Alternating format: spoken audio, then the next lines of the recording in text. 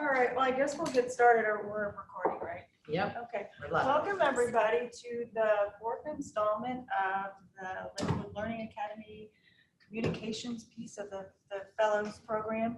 And today we're going to talk about scholarship, how to get published, what it looks like from the editor side of the table.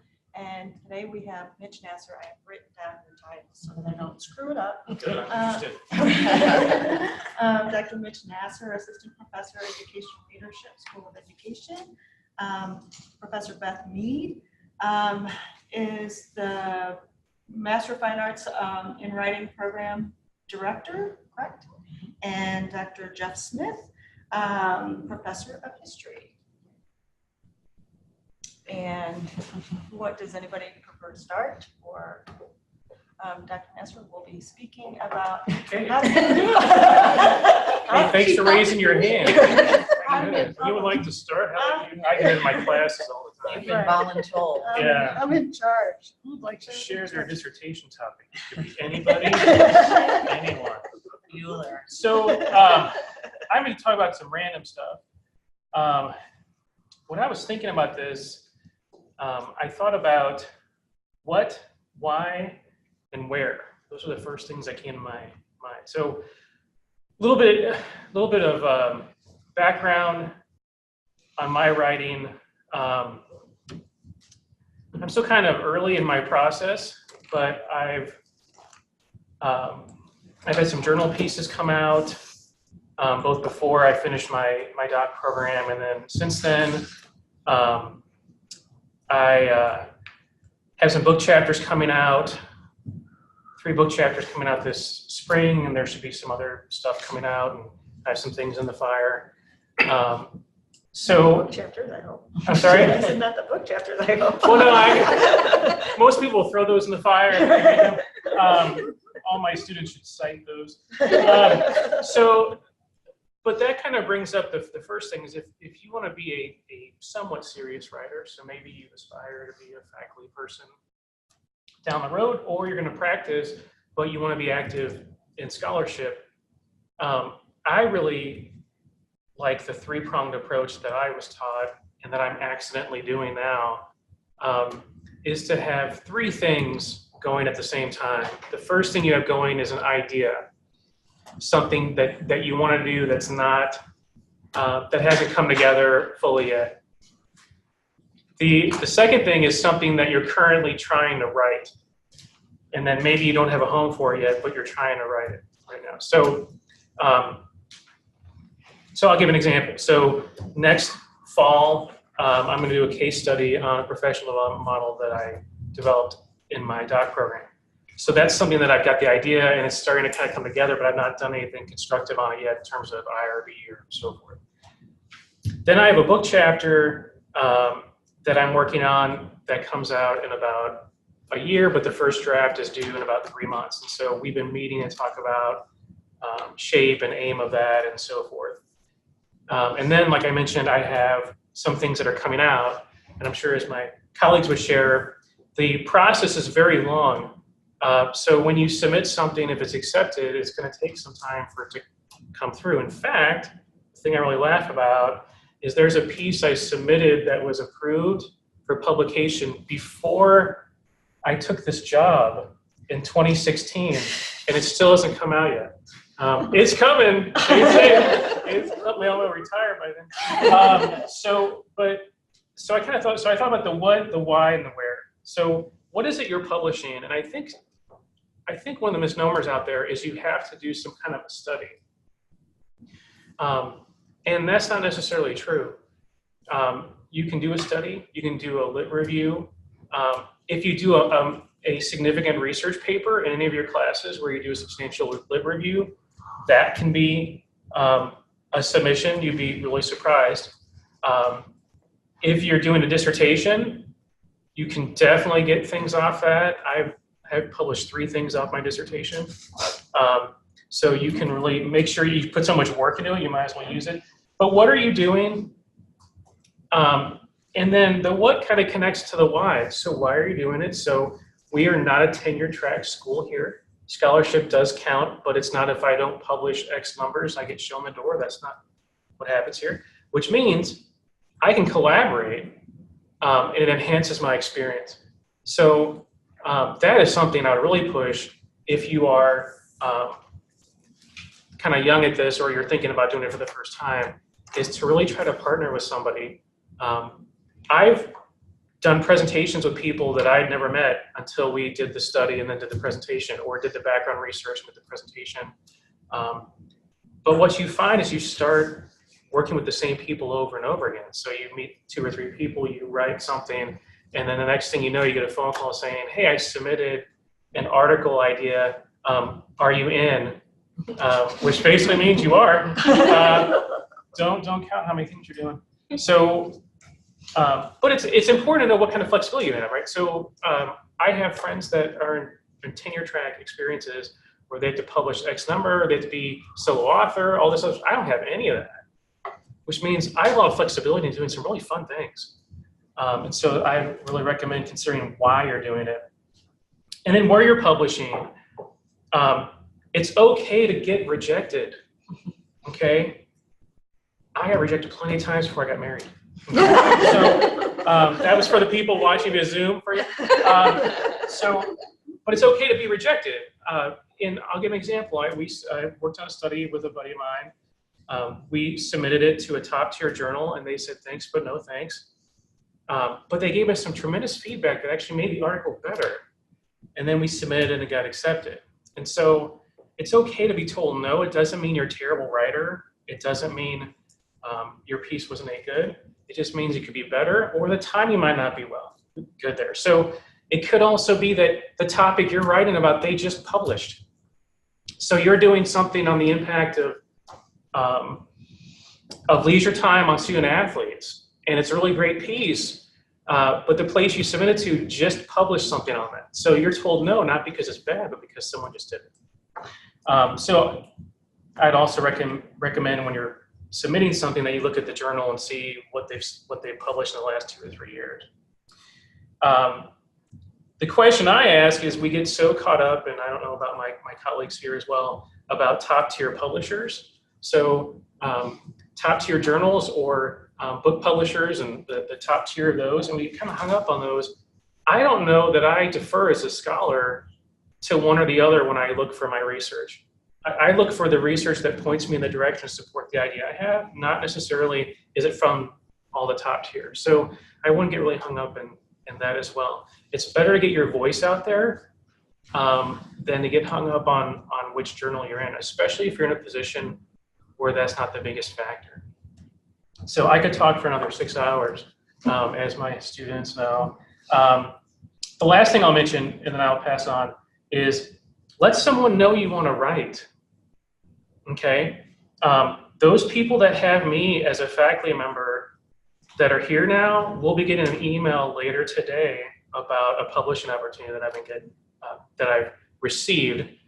I'll be sending it to all 4 of you today. So it's an opportunity to try to submit something if you have interest. So let someone know, let your faculty member know that you're interested in writing about whatever topic it is. And they might have a way to support you in that process, whether that's co-author or navigate you in the right direction. So thank you. Guess I'm next. I am talking about publishing creative writing, so fiction, short stories, poetry, creative nonfiction, whatever kinds of things you might be interested in. There are journals to publish them. They are all over the place. This is the Lindenwood Review. This is the literary journal that we publish here at Lindenwood. I'm the editor of this, and my students in the MFA program can serve as editorial assistants. We get about 1,000 submissions a year, so I do a lot of culling through that, so they aren't overwhelmed. The first year, I basically gave them almost everything, and we all almost lost our minds.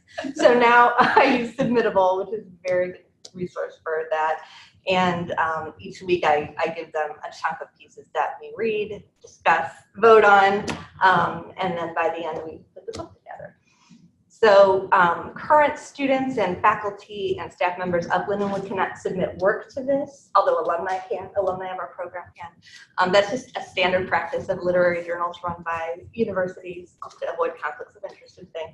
But there are so many literary journals that whatever you're interested in writing, there's something out there for you. A really good resource is the Poets and Writers website, and it's pw.org. And you click on literary journals, and they have a database. You can filter by genre or many other little aspects, and it'll just pop up all of these journals, and you can click on them and go to their website, read excerpts from pieces they've published, look at their guidelines, all of that. And a big part of the process is just finding the right home for your specific writing. So if you love writing young adult pieces, you want to find a journal that publishes that. And I do recommend that you start with getting individual pieces published in journals and building up. When you get to about 10 of those, that's when you can start shopping a book around, because you want to show that your work is out there, that it's been read, that it's been published by journals. And that helps you sort of put a book together too. So that's really the best way to go. And if you're writing a novel, you've been writing a novel for the last 10 years, and I just want to get it published. A really good thing to do is to look at a chapter that's almost self-contained, or a scene even, and make it a flash piece, and make this a piece that can be submitted separately to a journal. And then if you get that piece out there and you're noting that, in your bio that this is part of a novel in progress, who knows, a publisher may see that and contact you. That happened to Mary Foy. She had a short story published, and an agent contacted her and said, "This feels like it could be a novel to me." She's like, "Well, okay, I think it will be a novel." So she just jumped on that. Yeah. So, that's a really good foot in the door to start with those small bit pieces and to build those up. My own situation, it kind of fell in my lap. I have never sought publication for a book before because it's at the bottom of my to-do list of things to do in my job here at Lindenwood. But I always write little pieces and get little pieces submitted to journals. I've always done that over the years. And so I had just written an essay, a flash nonfiction piece about my son. I was going through a difficult time. My son was going through a difficult time, and I was dealing with that. And I wasn't entirely sure that I wanted that out in the world because it's very personal and it's his information. And so I really sort of thought about that for a while, and I thought, I'm just going to do it, because kind of the end of the process as a writer is then having your work read. And it kind of feels like it's not done until you have a reader. And so it felt like it needed to have the kind of the ending to it. And so I went to poetsandwriters.org or pw.org and looked for short nonfiction pieces, journals that took those, and Adelaide Literary Journal accepted it. And after they published it, the editor emailed me and said, "We're currently accepting manuscripts. Do you have one?" And the correct answer in that situation is, yes, I do. Why, yes, I have one sitting right here ready to tell you. So I took the weekend and went through everything I'd ever written since I started my own MFA program back in the day, and revised lots of things and edited things and found pieces that I definitely do not want seen in public and others that I could make work, and put them in some sort of order that made sense. And then put together a brief proposal. What they want to see initially usually is like the first 30 pages or so, and kind of a breakdown. If you go to a good publisher, they're going to do a lot of the legwork in terms of marketing and things like that. But they do want to hear that you're a part of the writing community, that your work is going to be out there and seen. So you just note things in your proposal about readings you've done, or talks, or presentations, publications, of course, but just things that you're out in the community working with other writers and readers.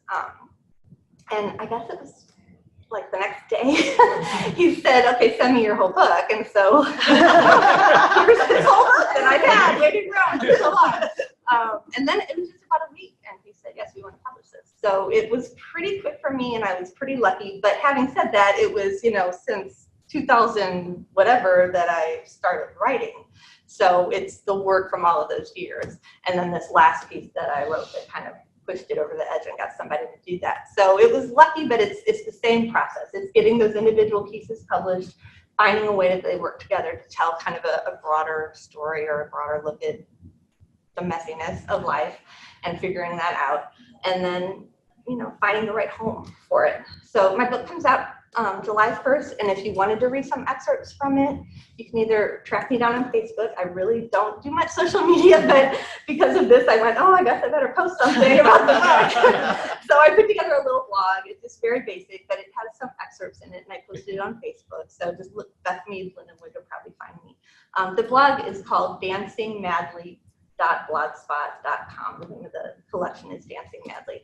So it's got just excerpts from some pieces. And the other thing you have to do once your book has been accepted is find blurbs from other writers who read your manuscript and talk about how great it is, right? That's part of the marketing. So I put the blurbs from the different writers on there and excerpts. I put the Lindenwood Review, the next issue, which comes out at the end of the month. Issue 10 or issue 9 is coming out at the end of the month. And it's just a thing that I can link to on Facebook and just feel like I'm trying to do something. I'm not a social media person. But it's, you know, it's always a process. And as you said, you're always going to get rejected. You're going to send things to, you know, send your story to 10 different places, and 9 of them are going to get back to you right away and say, not for us. And you go, okay, that's all right, because it wasn't the right home. And then eventually it finds the right home. So, Can I ask you, you have a blog? yeah. Do you post on it regularly? No, it's really just like a resource for the book. Okay. I was Yeah. just curious, for this context, if that, in terms of publishing in that area, if that's helpful, if you can. Yes, I mean, that's really, it depends on what publisher you have, but some really want you to do a lot of self-promotion, even if they are doing some of that work for you. Others just want to make sure you have some sort of presence out there. But if you have a blog as a writer, just remember that anything of your own work that you publish on that blog is considered published. You can't submit it to journals after that. So don't do that.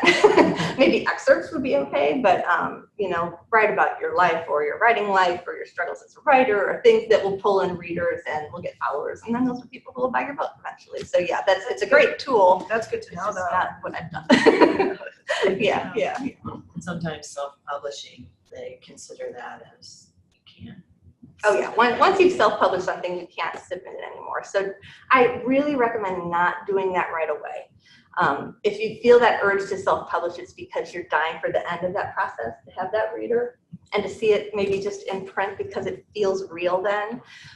And there's nothing wrong with self-publishing. It has grown so much from the olden days of vanity presses, where you basically were just paying someone to publish your book, and you know that you don't want to do that. They won't do anything for you in terms of editing or marketing or anything. But self-publishing has come a long way, and there's a lot of reputable ways to do that with Amazon and the way things are changing. If you have a novella and you just want it out there and read, and you have a blog with people who will read it, you know, and you want to self-publish on Amazon, there's nothing wrong with that, and it's much more accepted than, you know, back in the olden days when I was starting my MFA program, and they were like, don't self-publish. But the main thing is that it does keep you from then publishing it with a publisher. So think about what your intention is for your work and how you want it to be out there. And I always think it's useful to try to get it out there to other publishers first and find the right home, and these little pieces out there published by other people. And because, you know, it's really the work of finding the right home, and then there's going to be some. If your work is good, you've worked on it, you've polished it, it's new and different, and it's careful in its language, and you've taken the time with it, and your heart is in it, you're going to find a home for it. So that's my suggestion. Thank you. I have a question real fast Yeah. for the Lindenwood Review. Yeah. You said you can't submit if you're an alumni, but You or if can you're a- submit if you're an alumni, yeah. You're a staff faculty. But what if you're an alumni but not of the MFA program? Oh, yeah. So that Oh, doesn't matter. anyone, Okay. yeah, the only restriction is if you're currently a student or an employee of Lindenwood, and that's just to avoid the conflict of interest. But yeah, anyone else, we get stories from submissions, all kinds of submissions from all over the United States and some international submissions. Anyone can submit. Okay. It's just that one restriction just to keep the quality of the journal and the respectability of the What journal. if you're an alum and a staff member? You are out of luck. Mommy will have to. I'm look somewhere sorry. else. But there are lots and lots of journals, as I said. So just go to Poets and Writers, you will find, and what you want to do is find one that you like reading. When you read those excerpts and you're like, I wish I'd written this, then your work there, that's the right place for you. So. Well, good afternoon. Thank you for joining us. I'm Jeff Smith. One of the many hats I wear is I am editor of the Confluence, which I'm going to pass these around. Please take free magazines. So this is the one that is literally hot off the presses and is not even shown up in your mailbox. I am I don't know, gonna maybe it's in the mail today. we're gonna have it in the library. we've had trouble convincing the library that they should put this publication on the shelf. Have you? Yeah. Who have you been So, talking to? well, not the library director. I think we have one review on the shelf, don't we? Well, there you go. So just Anyway, stick it so in there take, next so to take it. one with you and put it up there. I will. Uh, Unlike those opening shelves when you walk in. Yeah. Yeah. When we Take one up could, there. Yeah, anyway, so it's all taken care of now, so it's all good, right? By the way, what is this publication? We are now in our 10th year. This is our 10th volume. So we're in our 11th year now. It is a regional study. The standard phrase is it is a regional studies journal in a magazine format. That is to say, it is a peer-reviewed journal. You send the material in, we send it out for reviewers, and we're going to send you back 1 of 3 responses. Gee, this is great, thank you. Boy, we like the idea, but we really need some changes, or thanks, but no thanks. We are a nonfiction only one. It's regional studies. What do we mean by regional? We've never defined that. We've done that on purpose.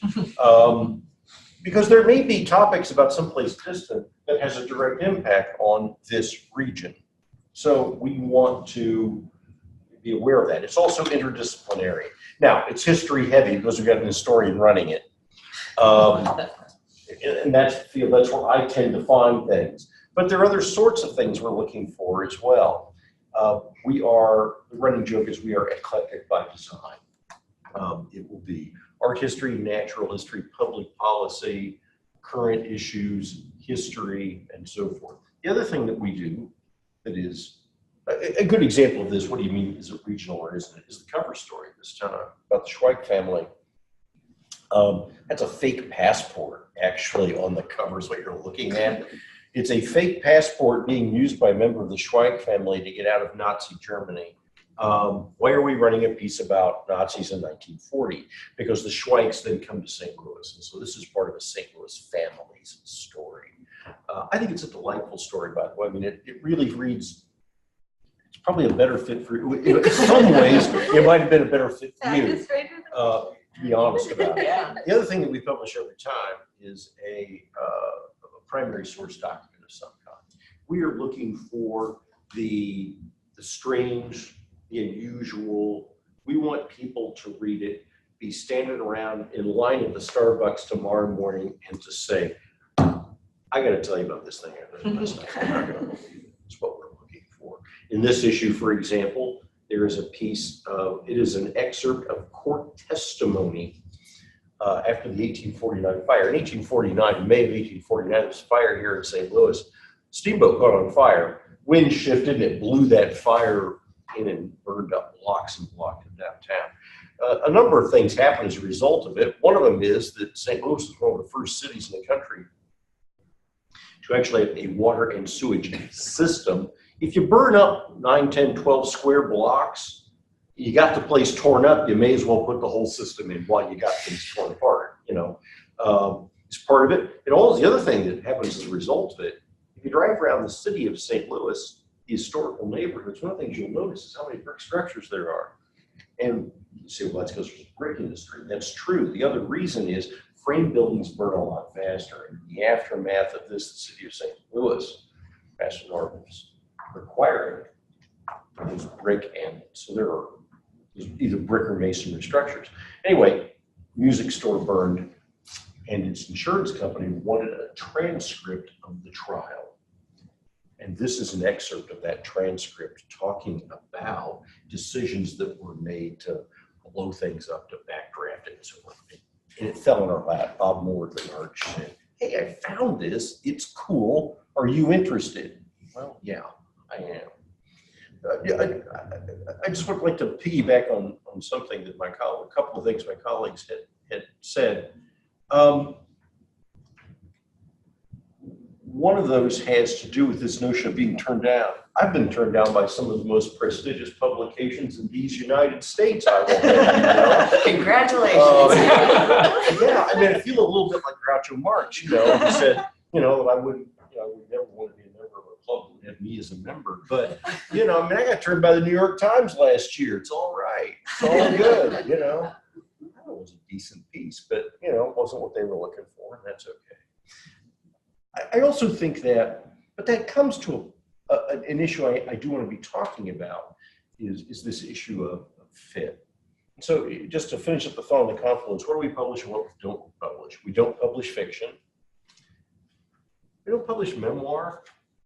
It's not quite true. If it's an 1890 memoir, I'm ready to talk. If it's your memoir, my interest level is reduced, frankly, because that's just not the way we've identified. We're a crossover publication. That is to say, we take this philosophical view that good scholarship does not have to be boring and it doesn't have to be dull, and that there is a market and an interest for good, interesting scholarship. And in many ways, it fills a hole in the marketplace. You know, once upon a time, Gateway Heritage was that publication, and they quit doing that. Now we are. And what's happened in 10 years is we've kind of become the guys doing this now. And so one of the things that we're really looking for is a crossover, is that, and this, I don't want to come back to the point about fit. In my writing, I don't like, and it's true, we're not tenured here, you know, if I never wrote another word, that's probably not going to have an adverse effect on my employment. So why do I bother? I am happiest when I'm writing. Just Jeff personally. And as a result of that, I'm writing and researching it. I think it helps my teaching. And when I'm actively writing, it helps my mental disposition too. It is writing history is my creative outlet. And I started out in the museum business, so I am very much interested in ways to reach topics, subjects with a broader audience. So I write for publications like this. I like crossover publications. You will never see by Jeffrey Smith in the Journal of American History, arguably on the short list of the dullest history written in America. That's just, and I know we all get it, and nobody reads the damn thing, right? I mean, sometimes, yes, but you know, I don't sit down and just, man, I gotta get through this bad boy. Just don't do that, because that's not the kind of writing I'm interested in doing. It's not the kind of audience I'm interested in. So, which gets that issue of fit, right? About who are you writing for, and who do you want to have, whose eyes do you want on this? And that's, so we may or may not be the right publication. So that begs the first question, well, should I or shouldn't I? I think the key is to know here's, again, as we look for manuscripts and look at manuscripts, here's how we approach them. What we're looking for is, and the ways you might, is this a fit for us? And we're going to get them every now and again. We're going to say, you know, this is fine, but we're not the publication for it. This is just not what we're about, you know? We may say, you know, here's where I would suggest you go with it. Or we may just say, this is not our jam right now. And so what you need to be able to do is get your brain around, is this what I'm looking at? Is this me, right? I think your advice, you know, what do you read? I think is great, you know, because that's going to tell you a lot. You know, this is the kind of thing I read, and I'd like to see my stuff there. I think it's a great idea. How scholarly, how popular, is it illustrated or not? Now, we're an illustrated publication. I research and write about cemeteries in the 19th century. I write about a really visual topic, right? And right now, you know, where I'm headed now is I'm starting to look at what's called the lost cause ideology, that whole, after the Civil War, these Southerners trying to recast their thinking. This is what brings you the Confederate monuments we're tearing down nowadays. These are the guys who brought you those. I'm looking at those and the way they're using death. They're real visual topics. So a publication that doesn't have much in the way of images is not a good fit for me. Okay? I want somebody who's going to do a real kicking job with the pictures, right? So when I put a piece in Ozark Watch, which is published by Missouri State, what I like about Ozark Watch is the pictures look great and they're big and they use them, right? Because that's what I'm about, This issue of fit, and is this the right publication for the right thing that you're doing?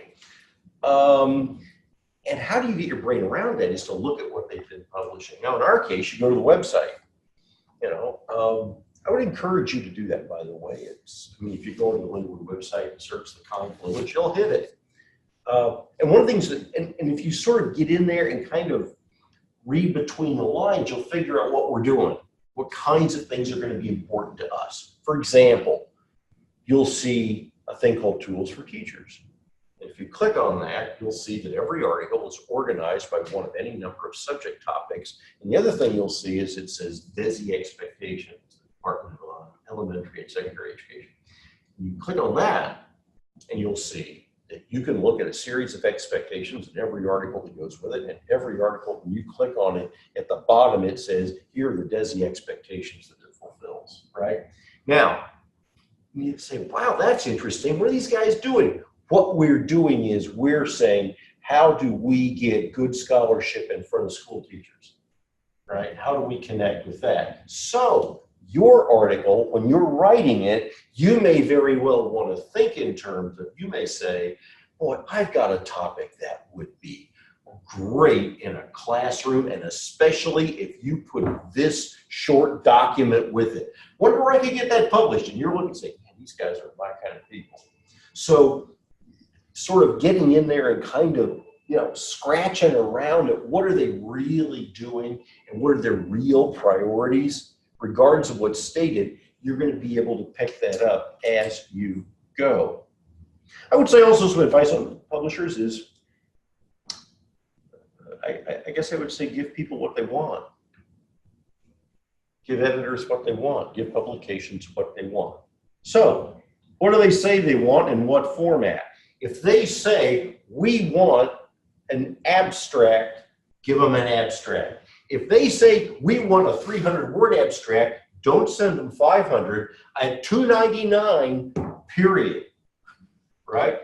If you put a proposal before Slate, I've also been turned down by Slate. It's okay. I'm okay with it. I can live with a lot of rejection. Be amazed, right? Slate says, we want an abstract. They don't even call it an abstract. We want a summary, and I can tell you why I got turned down. I gave them a summary, like they asked, and what I didn't do is this. And I really looked at the kinds of things. They want kind of edgier stuff, and they want kind of edgier writing, right? And that's not what I gave them. I gave them Dr. Smith writing on this topic. What I didn't do is come out with a first sentence and go, bam, hit you right between the eyes. I didn't do that. And I take responsibilities. I look back and like, oh man, I really did. They didn't read that and say, no, this is the sexy topic, right? So give them what they want. If they say, we want a 300 words, give it to them. And if they say that, don't send them the draft. If they say, we just want an inquiry letter, send an inquiry, right? And make it short. Remember, they get umpteen a day. They have people, big publications, they have people who do nothing but just read these for 8 hours a day.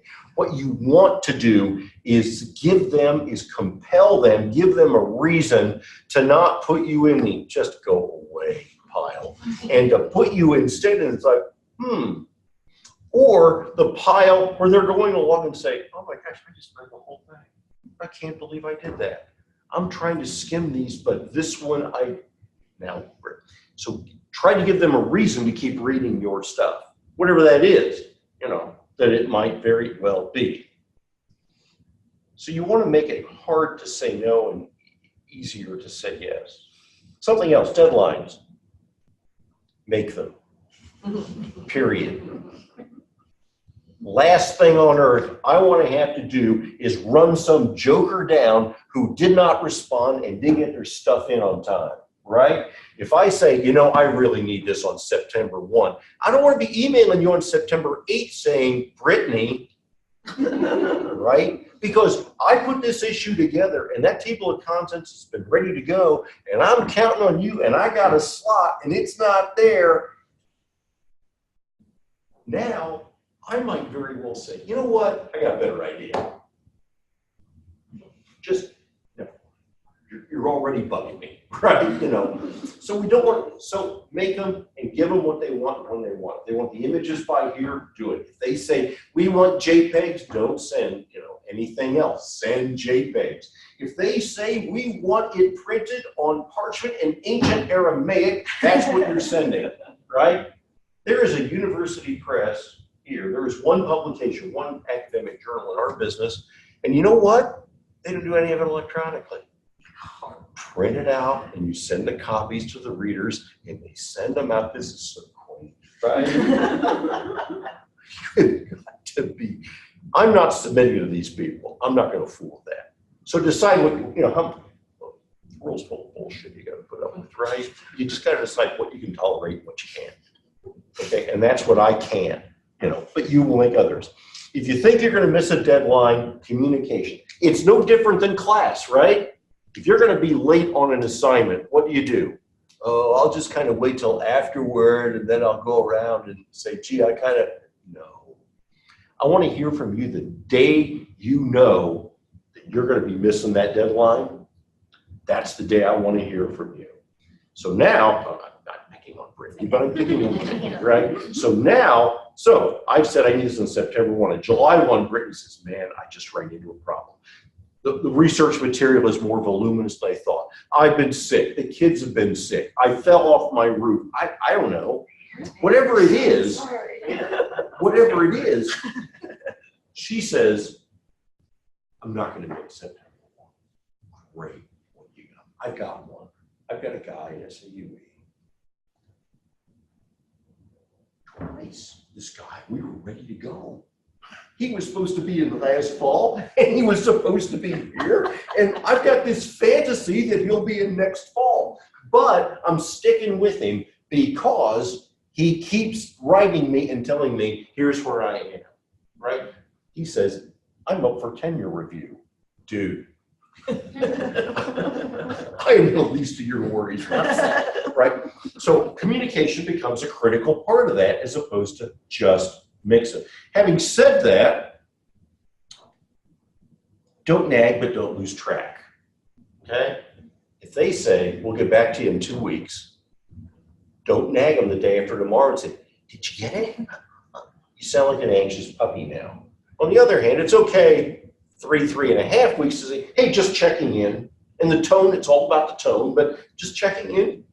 How are you coming, right? As opposed to, I let one slip between the cracks on me here recently, 6 months ago. It just got past me. I don't know how it happened, but it did. Okay, so now this guy emails me about a week ago and he says, hey, how you coming?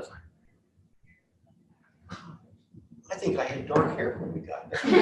I mean, it's been so long, right? Now I got to kind of go back and recreate the whole thing. Again, a couple of tools. Word count is your friend. Give them what they want. If they say we want footnotes, give them to them. If they say we want end notes, don't give them footnotes. Because I have to go in now as an editor and I have to go in and fix that. If I say we want these, as we do, we want these to comply with the Chicago Manual of Style, make it comply with the Chicago. Do not give me MLA because I would send it back and tell you to do it over. I'm not your professor who says, I am the professor who will accept it. I am not the editor though who does. It's like, just do it over. Fix it. You know, give me what I want because it's all about me, right? And I know how that sounds, but it's kind of all about me, you know, as the editor of this thing. Word count. Boy, there are 2 tools in Microsoft Word that are worth noting. One is the word count. Now, you can go in there and set it to give you the word count with and without the notes. Okay, this is useful. Find out if someone says we want articles of 3,000 words or less. Does that include the notes? And you know, and I don't mind if someone says, hey, quick question.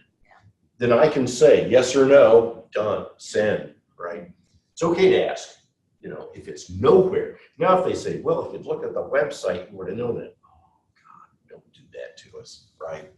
The other is, there is a tool on there that you can click under options. When you do spell check, there's an option you can click that will tell you several interesting things. One of them is the number of passive voice sentences you have. Wow. The other thing it will give you average number of sentences in a paragraph. Now again, on my Mac it does. I'm sure you'll figure it out. Average number of sentences per paragraph. It'll give you the average length of every sentence, and it will give you reading level. I never thought about this until about 4 years ago when I submitted a manuscript to write a children's book. You ever write for children? I did it as a creative challenge. It's harder than it looks. Not cemeteries? No. Although what kid doesn't want to read about graveyards? Lots of Right? pictures. It's a biography of William Clark for 5th grade readers. Oh, gosh.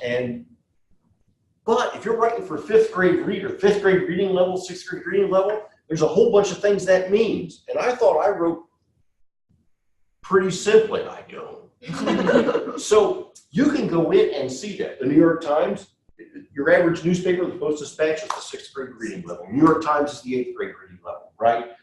So that's what we mean. And it'll go in and it'll tell you, right? So you can get those tools. So depending on who you're writing for, if you're sending it to the Wall Street Journal, 8th grade reading level is right. If you're sending it to a newspaper, that's a different reading level than the Confluence, which is a different reading level than the Journal of American History, right? So again, it's that whole fit question of how you write. And just to pick up on lastly, some of what my colleagues said about why are we doing this in ORS? I almost quit writing about 15 years ago because I felt like I didn't have anything to say. I kind of floundered around, and about 7 years ago, I got back into writing about graveyards again, which I don't know how creepy that sounds, but what I found that was a subject. There were a lot of things there that triggered my trigger. I felt like I had something to say. Now, maybe I'm the only one who thinks that's important, but I've got something to say. And what I found is that being part of an intellectual or a creative community is an important piece of that puzzle as well. So you can define that however you want to. But because I am part of a community of people who are in death studies, I know how that sounds. But there's this community of people who write about the history of death. and what that means for the living. Having a community of people you can bounce those ideas off of. So I'm like you, I've got 3 things. I got the things I'm just finishing up and the stuff I'm just getting started on that, oh, I'd love to do this someday. I'm like you, I've got them too, right? And I've got 2 deadlines this summer, for example, for 2 very different kinds of publications. I think that'll be fun, actually. It'll keep me fresher. I'll feel fresher, right? So it needs to, I think if it doesn't excite you, you shouldn't do it. If the topic doesn't excite you, if you get to the end of your proposal to me, and you get to the end and you say, oh, I'm glad I got that done. Please don't say that. You're already bored. Your stuff will be boring, and you know what? And you will be bored to tears doing it. Don't do this to yourself. Life's too short to write boring stuff, man. I mean, seriously, when you write this, if you write when we get something that's just really got energy, right? You'll get a writer. When you read this, if you read the piece about Schweitz, right? I mean, you can feel Diane Everman's energy in this, you know, for this story. It's well done. I'm looking I'm forward to sorry, reading I'm it. sorry. I selfishly kept it. It's okay, your book is beautiful, it's okay. But I feel selfish now that we're sitting here. But your energy is going to come out in whatever you give us. If you don't have any energy for the topic, then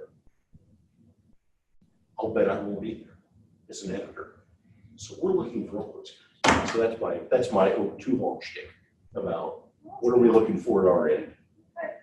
Does anybody have any questions? I have a question for Mitch. So I've got this piece that I've been working on and I'm really interested, and I think, a lot of different departments could use this information. Is there a one place to go to say, hey, I'm looking for, kind of like what Beth talked about, do they have those for business or education, sort of that call for writing, or is it really just you have to go to each little magazine or? So yes to everything. Okay. So I do three things, and these are in no particular order. I do when I got here, and similar to when I was at other schools, I go to the library. I see what all the journals are that the library has, because more than likely there's some that I hadn't considered or heard of or so forth. So I do that. Also, I would argue that many disciplines have some kind of site somewhere that lists journals in that discipline. I'm in the higher ed area, and I'm pretty sure, if I'm remembering right, Edwardsville has a site, a little bit outdated, but they have a site. Virginia Tech has a site. So I could go there and see that there's 65 journals here, what the acceptance rate is. It links to the journal where I can see, unless it's Taylor and Francis, they might block you. But everybody else, they let you through to what you both were saying. You can see a sample of what's been written, and a way to contact. They'll tell you, a lot of times they'll tell you how long it takes to get back to you. The last thing I do, which is how I got this idea that I'm going to send to my students later today, is I belong to a faculty listserv for higher education faculty. I would assume that there's similar listservs for other disciplines. And I mean, obviously there's like job postings and other things that come out, and just people seeking advice. I've used it for help too. But probably once a week or so, there's an email that comes out, a call for submissions, and it just runs the gamut, right? The one I'm going to send, no surprise, the one I'm going to send to the folks tonight is a specific case study. I forget exactly what the topic is, but it's a very interesting topic. It's not just general case studies. Right. It's specifically aimed. But then last week, something came out about mentoring, I think. So those are the three things I do. But what happens is the one that the listserv, in combination with writing with similar people, I don't even have to go to the journals anymore, because there's just so much going on, or I'm connected to people now that I can't take on additional stuff. Yeah, so for those just starting out, this great idea, that would be a good place is to start looking at the journals, look at the listservs, and get the calls for submissions. And who else is, I look at the stuff you're researching. Who else is publishing that, because if you're working on whatever topic it is, you're reading the secondary stuff about that, right? So who else is publishing that kind of stuff? And I'm okay with regional, local publications, because it still gets you. What's interesting is some of the large scale national publications, you still have to almost kind of find those, right? Whereas the two overarching groups in higher ed are ACPA and NASPA. If I write something for ACPA, that's going to go out to 8,000 people. And it may not be a top tier piece, but it's got distribution immediately. And NASPA is the same way. So yes, there's plenty of options there. I did want to mention one thing, if I can. Do I have time, or you're not going to kick me out of here? We're good. So some really good discussion on why you write. I think that's such an important discussion to have. One thing I would say, especially since I have some people at the table here, is that you have responsibility. There's been things written in different disciplines that talk about a responsibility to collaborate. So you have an idea that you're doing in your department that is making a difference on students, in my area, on students or professionals or your peers or your supervisors. You should just hold on to that. You've got to write that, and you've got to distribute it, because that means other people can get better. So your responsibility. The other piece is you have a responsibility to the journal you submit to. I submitted a piece about a year ago, and 6 months after it got published, I got an email from somebody at that journal, hey, we have something that we're looking to publish. Would you mind doing a review on it? And immediately I said yes. So responsibility to get your idea out to help the country and internationally, and then you also have responsibility to the places you submit to help them get better. I agree with Mitch. I think that as a learning community, we have an obligation, at least professionally, perhaps even moral, to contribute to the public discussion as we see it through our field. So I write op-ed pieces for the Post-Dispatch, and one last fall on this whole, and to do it on a timely fashion, right? I mean, I guess that's one of the things I would also say is timely is key. Story came out about the fact that the United States government, the VA operates 7 Confederate cemeteries, places where we have buried and commemorated people who took up arms against the United States government. That's who we're talking about here, right? And how much it was costing, the United States government every year. Bam, I'm on it. Within a week of this news story, I'm in the Post-Dispatch. But I was 400 words, 600 words. I mean, it doesn't take long. Point is, I think we have even though it's a local outlet, I think we have an obligation as the learning community. And I think you do too, regardless of what your field is. If your field is the world's business, you have an obligation. That's my 2 cents worth. But yeah, I think you have to. I think to ignore those local outlets, I think it's wrong. I agree. And when you're talking about the writing community, we just so happen to be having the right time, WRITE time, in the Writing Center on April 16th. We'll have snacks. It's kind of if you did the NaNoWriMo, it's kind of like, what have you done since then? But it's open to anybody who writes. And as they talked about the community of writers, just having people there who are going to be writing, maybe dragging your feet a little bit, that kind of nudging each other to support each other in your writing. You don't have to be content experts and everything. You can just say, hey, does this make sense to you? And if it does, great. Or how about this? So I think there's real value in that too. To at least looking at it and other stuff and saying, hey, having a group of people do that, there's real value in that. Some of the bookstores even run them by like, I think Barnes and Noble does. I think they have writers' groups. As a matter of fact, sometimes libraries. And then I guess on the topic of why you write in terms of creative writing, I think it's important to remember that you're the only person who sees the world exactly the way that you see it. You're the only person that can describe something in exactly the way that you would describe it, with the language you would use and the associations from your life that make you see it in a certain way. And so your personal voice is why you write, because you have something to say that's just truly you. And so sometimes people say every story has been told, there's nothing new to say, but it's the way that you say it and the way that you feel it as a writer and the way that you put that into words that let other people see your particular perspective. And that gives it value and makes it worth doing. Anybody else? It's really helpful. all right. Thank you. Thank you to our panel.